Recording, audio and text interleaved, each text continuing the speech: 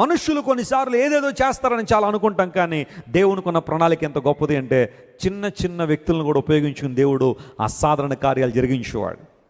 ఇప్పుడు కొన్ని ప్రశ్నలు అడుగుతాను, చెప్పండి. 5 రొట్టెలు 2 చేపలు 5,000 మందికి దేవుడు పంచిచ్చాడంటే దానికి సంబంధించిన ఆ రిసోర్సెస్ ఎక్కడి నుండి వచ్చాయి? ఓ చిన్న పిల్లవాడు బహుశా నేను అనుకోండి వాళ్ళ అమ్మ రొట్టెలను చేపలు గట్టించింది. అరే బాబు, యేసుప్రభు కొంచెం ఎక్కువసేపు మాట్లాడతారు, ఆయన అలా మాట్లాడుతుంటే నీకు ఆకలేసి కళ్ళు తిరిగిపోయి పడిపోకుండా కొంచెం అప్పుడప్పుడు ఆ రొట్టెలు చేప కొంచెం తిన్న ఆయన 5 రొట్టెలు 2 చేపలు ఇచ్చి పంపిస్తే వాడు బ్యాగ్లో పెట్టుకుని ప్రభు వైపు చూస్తూ ఉన్నాడు. అన్నం మర్చిపోయాడు, ఆహారం మర్చిపోయాడు. ఈ లోపల ఆండ్రూ వచ్చాడు. ఆంధ్రే గారు వచ్చి ఎవరి దగ్గర ఏమైనా ఉందా అని అడగగానే ఈ పిల్లవాడు, అంకుల్ తీసుకోండి అంకుల్, నా దగ్గర 5 రొట్టెలు 2 చేపలు ఉన్నాయి. ఆ పిల్లవాడి మనసు కూడా ఎంత గొప్పదో చూడండి. చిన్నపిల్లలు ఈ రోజులు ఎలా ఉన్నారు, వాళ్ళ దగ్గర నుండి ఏమన్నా తీసుకోవాలంటే కష్టమా సులువుగా ఉందో పరిస్థితి? చాలా కష్టమే. మనం ఇచ్చిందే మళ్ళీ మనకిమ్మంటే ఏమంటారు వాళ్ళు? అమ్మ నాది, వాళ్ళు ఏదో కొన్నట్టుగా. పిల్లలు వ్యవహార శైలి కొన్నిసార్లు నవ్వు వస్తూ ఉంటుంది. మనం ఇచ్చిందే మళ్ళీ మనకిమ్మంటే ఇవ్వడానికే బాధపడిపోయేవాళ్ళు చాలామంది. కానీ ఆ పిల్లవాని సమర్పణ 5 రొట్టెలు 2 చేపలు ఆంధ్రే చేతిలో పెట్టగానే, ఆంధ్రే పట్టుకు ప్రభు చేతిలో పెట్టగానే ప్రభువారు వాటిని ఆశీర్వదించి 5,000 మంది పురుషులు, స్త్రీలు, పిల్లలు కలిస్తే 20,000 మంది ఆకలి తీర్చినప్పుడు ఈ పిల్లవాడు ఎంత సంబరపడి ఉంటాడో. అంకుల్ నావేనండి ఆ బ్రెడ్, ఆ ఫిష్ నాదేనండి, తినండి బాగా పర్వాలేదు. వాడిని పట్టుకోలేకపోయి ఉండేవాళ్ళు వాళ్ళందరూ కూడా కదా. ఇంటికి వెళ్ళి వాళ్ళ అమ్మగారికి ఎన్ని మాటలు చెప్పుంటాడో. చిన్న చిన్న వారిని ఉపయోగించుకుని చిన్న చిన్న విషయాల ద్వారా దేవుడు అసాధారణ కార్యాలు జరిగించే దేవుడు ఆయన. దేవుని బిడ్డలారా, కొన్నిసార్లు ఇన్సిగ్నిఫికెంట్ అనుకుంటాం, కానీ దేవుడు వారినే ఉపయోగించుకునే దేవుడు ఆయన. వారి ద్వారానే అద్భుతాలు చేసేవాడు. పాల్ యాంగిచో గారు ప్రభువులోనికి వచ్చారు అంటే, ప్రపంచంలో అతిపెద్ద సంఘాన్ని కట్టగలిగాడంటే, కొన్ని లక్షలాది మంది ప్రజలు ప్రభువుని ఆరాధించడానికి దక్షిణ కొరియాలో సోల్ అనే నగరంలో దేవుని కోసం బలంగా వాడబడ్డాడంటే, పాల్ యాంగిచో గారిని ప్రభు దగ్గర తీసుకొచ్చింది ఒక చిన్న పాప. హాస్పిటల్లో ట్యూబర్క్యులోసిస్ వచ్చి హాస్పిటల్లో జాయిన్ అయితే డాక్టర్ అన్నాడు, త్వరగా చచ్చిపోతావు, నీ ఊపిరితిత్తులు పాడైపోయినాయి అని.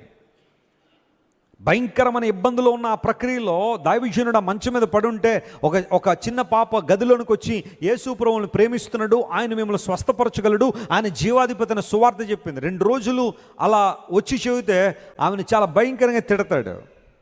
3వ రోజు అడుగుతాడు, అసలు నేను ఎవరు పంపిస్తున్నారు లోపలికంటే ఆ చిన్న పాప అంటది, యేసు ప్రభువు నన్ను పంపిస్తున్నాడు ఈ మాటలు నీతో చెప్పమని.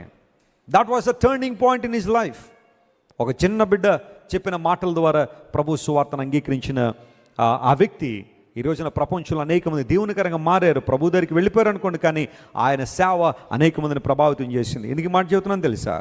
సారెపతు గ్రామంలో ఉన్న ఆ విధవరాలు దేవుని ద్వారా అపాయింట్ చేయబడింది ప్రభు యొక్క దాసుని పోషించడానికి. ఏలియా వచ్చాడు, పొల్లలు లేవని బయటకు వచ్చింది. వెంటనే అడిగాడు, అమ్మా కొంచెం నీళ్లు పట్టుకొస్తావని. నీళ్లు తేవడానికి వెళ్తుంటే మళ్ళా అన్నాడు, అప్పం పట్టురమ్మన్నాడు. అయితే ఆమె సమర్పణ ఎంత గొప్పదో ఆలోచించాను. కొన్నిసార్లు దేవుని కోసం ఏదైనా చేయాలనుకుంటే, ప్రభు రాజ్య విస్తరణ కోసం ఏదైనా ఇవ్వాలనుకుంటే ఎన్ని లెక్కలేసుకుంటాము. ఉత్సాహంగా దేవునికి ఇచ్చువాడిని దేవుని ప్రేమిస్తాడు.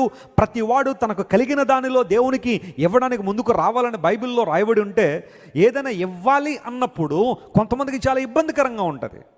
దేవుని సేవకులు ఎవరైనా ఒక పూర్తి మెసేజ్ గివింగ్ మీద చెప్పారంటే వీళ్ళకి బాగా ఆశ ఎక్కువైపోయిందండి ఈ రోజులో అని సనిగేవారు కూడా లేరా? అది కూడా కొన్నిసార్లు గివింగ్ గురించి చెప్పాలంటే కొంచెం ఆలోచన చేయాల్సిన పరిస్థితుల్లో ఉన్నాం ఈ రోజుల్లో. కానీ దేవుని వాక్యం సెలవిస్తూ ఉంది, అడుగుడి మీకు. ఎంతమందికి ఇష్టం ఆ మాట? అబ్బో అందరికీ ఇష్టమే. అడగండి ఇస్తాననగానే అడిగేయడమే. కానీ అట్ ద సేమ్ టైం బైబిల్లో మరొక చోట లూకా సువార్తలో ఉంటుంది, ఇయుడి మీకు. అది మనకేనండి? మనకు కాదు, అది ఇశ్రాయేల్. ఎవరికి? ఇశ్రాయేలీలకండి. మనకు కావాల్సినవన్నీ మనకు తీసేసుకుని అక్కర్లేనండి ఎవరికి ఇచ్చేస్తుంటాం? వాళ్ళకండి, వీళ్ళకండి. అది నాకు కాదండి అనుకుంటా చాలా. అడుగుడి మీకు ఇయ్యబడును, అట్ ద సేమ్ టైం ఇయ్యుడి మీకు ఇయ్యబడును. విత్తనం వేసేటప్పుడు ఒక్కటే కావచ్చు, కానీ కోసేటప్పుడు మాత్రం ఎంత కోస్తాం? ఉన్నతమైన ఆశీర్వాదం. There is a blessing in giving. అది ఇచ్చే వాళ్ళకి మాత్రమే తెలుస్తుంది. నా సేవా జీవితంలో నేర్చుకున్న ఒక మాట జాగ్రత్త వినండి. శనిగేవాడు ఎప్పుడు ఇవ్వడో, ఇచ్చేవాడు ఎప్పుడు, అది రాసి పెట్టుకోండి ఎక్కడైనా. దేవుని కొరకు, దేవుని కార్యాల కోసం ఇవ్వాలనుకునేవాడు ఎప్పుడూ సనగడు. శనిగేవాడు దేవుని కోసం ఎప్పుడు ఇవ్వడంటే వాళ్ళకి ఇవ్వడం చేతకాకే శనిగే వాళ్ళు చాలామంది ఉంటారు. దేవుని పని కోసం, దేవుని రాజ్య సువార్త కోసం. ఒక ఆయన ఫ్లైట్లో వెళ్తున్నాడంట. వెళ్తుంటే టెక్నికల్ ప్రాబ్లం వచ్చింది. కొన్నిసార్లు ఫ్లైట్లో టెక్నికల్ ప్రాబ్లమ్స్ వస్తాయి.